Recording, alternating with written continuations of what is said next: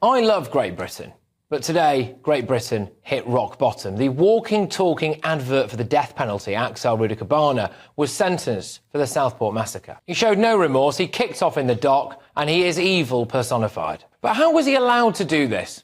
Caught with a knife 10 times, reported to prevent 3 times, he called Childline and apparently said that he wanted to kill someone. They called the police went round, they didn't do anything.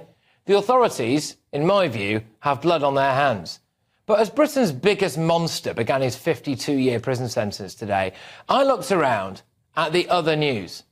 A man in a balaclava allegedly stabbed 5 people in Croydon today. One of the victims spoke to GB News. He was basically stabbing people in a warehouse, at which point we had locked ourselves in an office, and I said it sounded like they were getting killed, so we decided to open the door and go and help them because it sounded like they were in trouble. At which point he turned around and sprinted towards us, and then got halfway in the door before I could shut it, and then was stabbing at me like that. Last night, when I got home after the show, I saw this. A stabbing spree in Plymouth. A 40-year-old woman has sadly died. The suspect is apparently still on the run. Look at the front page of The Sun. Today, a 12-year-old boy was walking through a park in Birmingham. He was stabbed in the stomach. Unfortunately, he has died. A 14-year-old boy has been arrested on suspicion of his murder. Yesterday, a man admitted killing his ex-girlfriend and her sister with a crossbow and their mother with a knife after he broke into their home. Paedophiles caught with hundreds or even thousands of indecent images of children are not being sent to prison. They're allowed back out onto the street to just live their lives. This is ridiculous. A man was caught with a loaded AK-47 in Leeds. He had 30 rounds of ammunition, live ammunition. He got 5 years in prison, which means basically he'd be out in 2.5. We've got illegal immigrants running rampant. 1 in 12 people in London are here illegally. Just today, an asylum seeker driving an uninsured vehicle was sent to prison after he smashed into a nurse and broke her spine 3 weeks before her wedding. That's before I've mentioned the catalogue of asylum seeker rapists that we have over here as well.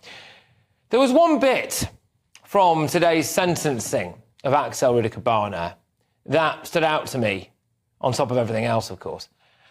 Listen to what the judge says here. What he did on the 29th of July last year has caused such shock and revulsion to the whole nation that it must be viewed as being at the very extreme level of crime.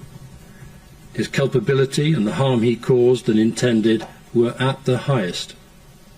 I do not, however, take into account against him what happened in different parts of the country after his arrest. He did not cause that.